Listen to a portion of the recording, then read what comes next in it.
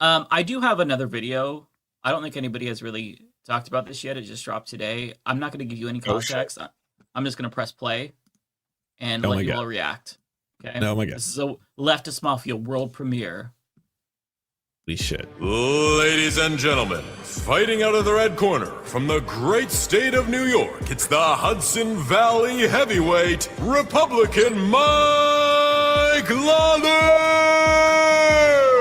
And in the blue corner, all the way from the Sunshine State, it's the Parkland powerhouse Democrat Jared Moskowitz! Pause the players will take turns. So it's two right-wingers competing, just to be clear. Yes. Yes. Yes, okay. Yeah. Two genocide-supporting right-wingers. Playing Jenga. That's playing Jenga. Right. Yeah. All right. Oh, which boy. feels symbolic for our current government and how it's all ready to come tumbling down at any moment. It's funny because I was on Majority Report that you're playing this. I didn't even see this. I had no idea this existed. But I was on Majority Report earlier today, and Emma was out, so Sam was filling in. But, how so many people are intaking politics now, but the political content they take in and consume needs to be presented in a very game show-esque YouTuber type way, how the Jubilee debate Sam did. Look how it was. They had to compete to get to the seat for him, and they would vote it off the island when they weren't liked anymore. It's the reality televisionification of politics. And then here you are showing me this thing that I've not seen that even more perfectly presents my argument for me. This is ludicrous. Yeah. Politicians should not be playing Jenga together to get across some sort of political point or idea. This is ludicrous.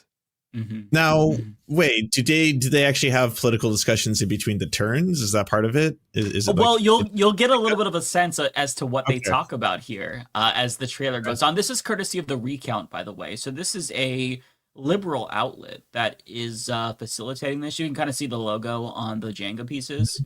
But yeah, so they pull cards and then they ask each other questions based on the cards that they pull. So I'll go ahead and there's about 30 more seconds left. Asking each other increasingly uncomfortable questions about their personal and professional lives based on the color of the block they pull.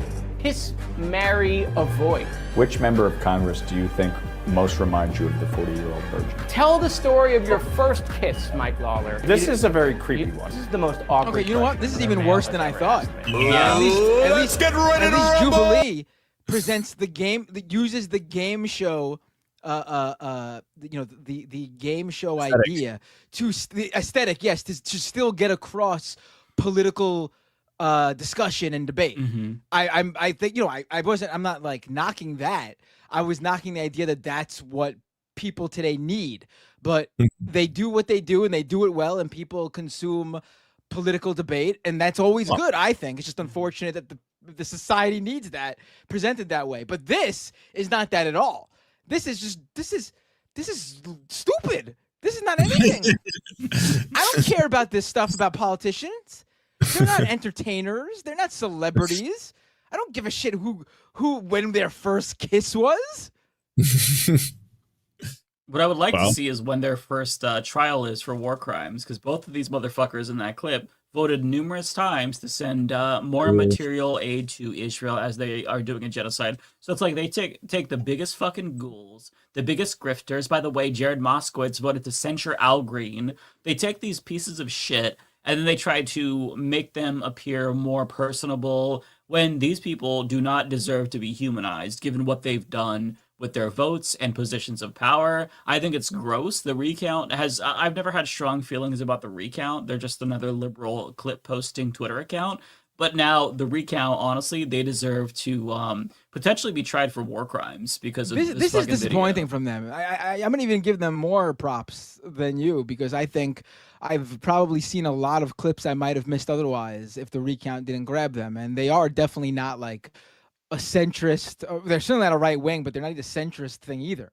They always came across as like, maybe normie lib, which again, I could be an ally with a normie lib, as long as they have decent politics all around.